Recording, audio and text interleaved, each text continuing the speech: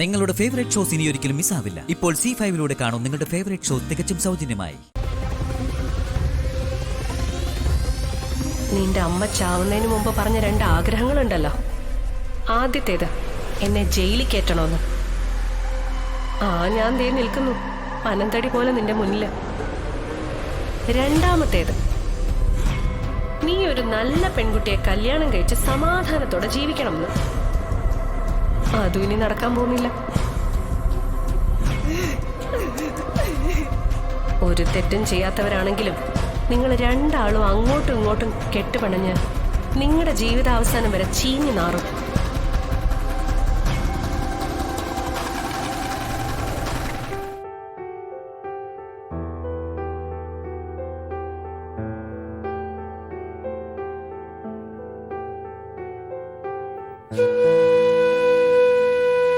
രോഹിത്, എന്താ ഇവിടെ മൂടിക്കെട്ടി നിൽക്കുന്നേ?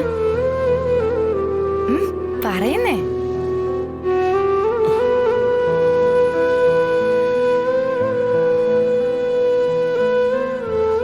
എനിക്കെന്താ ഈ മാറ്റമെന്നാണോ രോഹിത് ആലോചിക്കുന്നേ? ഞാൻ മാറാൻ തീരുമാനിച്ചു രോഹിത്. എത്ര കാലമാ നമ്മളിങ്ങനെ പരസ്പരം ഒരു റൂമിൽ പിണങ്ങിയിരിക്കുന്നേ? ഒരു സെല്ല് കഴിയുന്ന ജയിൽ പുള്ളികൾക്കിടയിൽ പോലും ഉണ്ടാവില്ല ഒരു ചങ്ങാത്തം. ഇതിനൊരു അവസാനം വേണ്ടേ? എന്തെങ്കിലും ഒന്ന് സംസാരിക്കൂ രോഹിത്തെ. അല്ല, ഞാൻ സ്വപ്നം കാണുമൊന്നും അല്ലല്ലോ അല്ലേ? സ്വപ്നോ? രോഹിത് എന്താ ഈ പറയുന്നേ? നമുക്കിടെ അന്താരാഷ്ട്ര പ്രശ്നങ്ങളൊന്നും ഇല്ലല്ലോ. നമുക്ക് തന്നെ തീർക്കാവുന്ന പ്രശ്നങ്ങളല്ലേ ഉള്ളൂ. അല്ല ശ്യാമേ, ഇത്ര പെട്ടെന്ന് ഞാൻ ഒരാള് കാരണം ഇവിടെ എന്തെല്ലാം പ്രശ്നങ്ങളാ രോഹിത്തെ ഉണ്ടായത്. ഞാൻ എന്ത് ചെയ്താലും അതൊരു കുഴപ്പമായിട്ട് മാറും. വിഷ്ണുവേട്ടനോ കുഞ്ഞേച്ചിയോ രോഹിതോ കുറ്റക്കാരാവുകയും ചെയ്യും. കുഞ്ഞേച്ചിയുടെ സിവിൽ സർവീസ് മോഹം പോലും ഉപേക്ഷിക്കേണ്ടി വരുന്നത് ഞാൻ കാരണമല്ലേ? അതും പോരാഞ്ഞ് നമ്മുടെ പാറക്കുട്ടിയെ കൂടി സത്യമ്മ പറഞ്ഞു വെച്ചു. ഇതിങ്ങനെ പോയാൽ എവിടെ എത്തില്ല. ഞാൻ ഒരാള് മാറിയ എല്ലാ പ്രശ്നങ്ങൾക്കും പരിഹാരമാവുമെങ്കിൽ ഞാനതിന് തയ്യാറാ. സമാധാനായി. രോഹിത്തിനോട് ഒരുപാട് കാര്യങ്ങള് മനസ്സ് തുറന്ന് സംസാരിക്കാനുണ്ട് എനിക്ക്. സംസാരിക്കല്ലോ. ഇവിടെ നിന്നോ? പിന്നെ അതിനു പറ്റിയ ഒരു അന്തരീക്ഷം വേണ്ടേ രോഹിത്? മനസ്സിന്ന് ഭാരമെല്ലാം ഒഴിഞ്ഞുപോയി നല്ല സന്തോഷമുള്ള മൂഡിലാ ഞാൻ. നമുക്ക് പുറത്തെവിടെങ്കിലും പോയിരുന്നു മനസ്സ് തുറന്ന് സംസാരിക്കാം. എങ്കിൽ നമുക്ക് പാർക്കിലെ ബീച്ചിലെ പോയാലോ? പാർക്ക് ബീച്ചൊന്നും വേണ്ട. നമുക്ക് ഏതെങ്കിലും റെസ്റ്റോറന്റിൽ പോവാം. എങ്കിൽ നമുക്ക് നമ്മുടെ ഹോട്ടലിലേക്ക് പോവാം. അതും വേണ്ട. എന്നെ പറയുന്നിടത്ത് കൊണ്ടുപോകും രോഹിത്. ഷുവർ.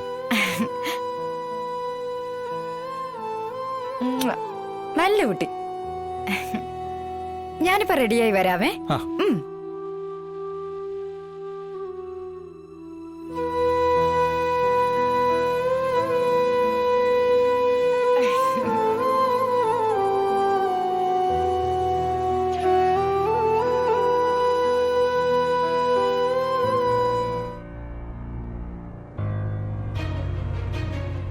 വിഷ്ണുമോൻ വിളിച്ചില്ലേ സാറേ?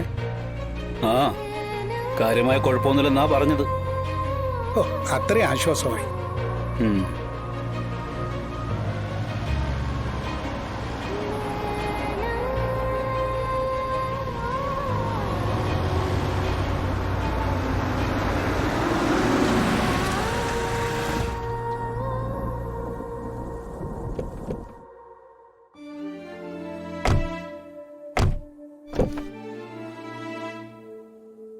വാമേ,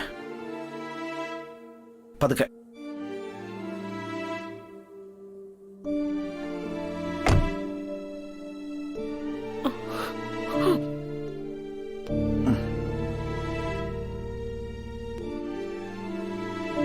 അങ്ങോട്ട് എടുത്തറ.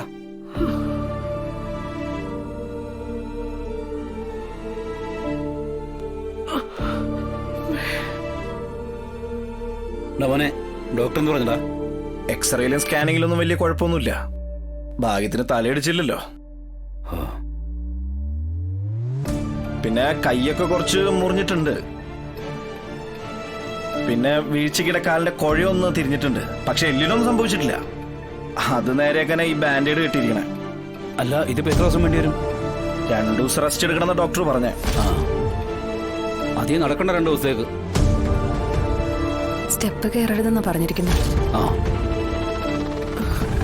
എന്നാലും അത് എങ്ങനെ പറ്റിയെന്ന് ഞാൻ ആലോചിക്കുന്നത്. ശ്രദ്ധയില്ല അത്ര തന്നെ. അല്ലാന്തു ശ്രദ്ധക്കുറവൊന്നും ഉണ്ടായിരുന്നില്ല രാഘവേട്ട. ആ പടിയിലെത്തിയപ്പോ ആരോ തള്ളിയിട്ട പോലെ ഞാൻ വീഴുമായിരുന്നു. പിന്നെ നിന്നെ ഇവിടെ തള്ളിയാട്ട് ആരാ വന്നേ? നീ വീഴുന്ന കണ്ടോണ്ടിരിക്കുമല്ലോ. ആ അത് ശരി. പൂജാവിധികൾ എവിടെയെങ്കിലും മുടക്കം ഉണ്ടായോന്നൊരു സംശയമുണ്ട്. അതെ ഭാമേ, വിശ്വാസം ആവാം, പക്ഷെ അന്ധവിശ്വാസം ആവരുത്. ഇക്കാലത്ത് പലരുടെയും ജീവൻ എടുക്കുന്ന ഇത്തരം വിശ്വാസങ്ങള്. സ്റ്റെപ്പിൽ നിന്ന് നിന്നെ പര്യാതാത്മാക്കളാതെ തള്ളിയിട്ടതാണോ നിന്റെ വിശ്വാസം? അങ്ങനെയല്ല രാഘവേട്ട. പിന്നെ നല്ല ശക്തികളെ പോലെ തന്നെ ചീത്ത ശക്തികളും ഉണ്ടല്ലോ ഈ ലോകത്ത്. നമ്മുടെ അടുത്തുനിന്ന് അവയെ ഒഴിവാക്കി നിർത്താനല്ലേ പൂജകളും ഹോമങ്ങളും ഒക്കെ നടത്തുന്നത്. ഇനി അതിനെ ഒറ്റ കുഴപ്പമേ ഉള്ളൂ. എന്തായാലും ജൂൾസിനെ ഒന്ന് വിളിപ്പിക്കണം. എന്റെ പൊന്നുമോളെ, നീയെങ്കിലും പറഞ്ഞ് മനസ്സിലായിക്കൂട്.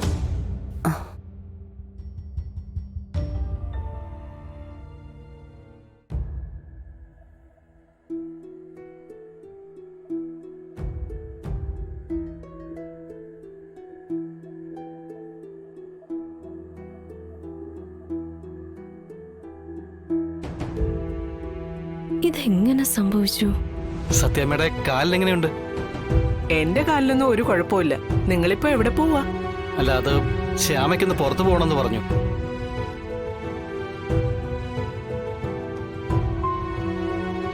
എങ്ങോട്ടാ രോഹിത്? ആ,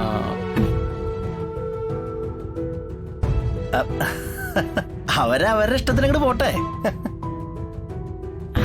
എന്നാ പിന്നെ ഞങ്ങൾ പോയിട്ട് വരാം.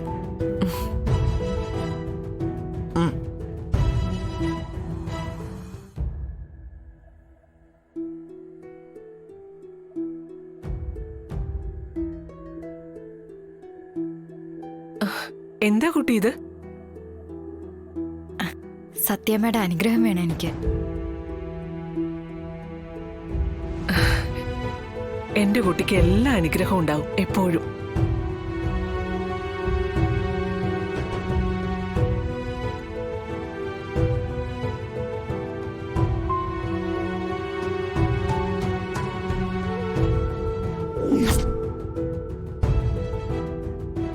കുഞ്ഞേച്ചി, ഞാൻ പോകുന്നു.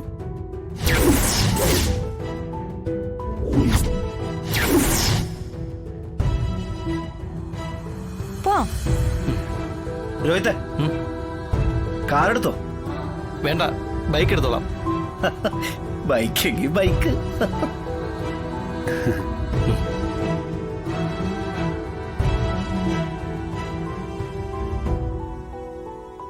പാവം, ഇത്രയുള്ള ആ കുട്ടി. അവള് നേരെയാകുന്ന ലക്ഷണമുണ്ട് ശാലിനി.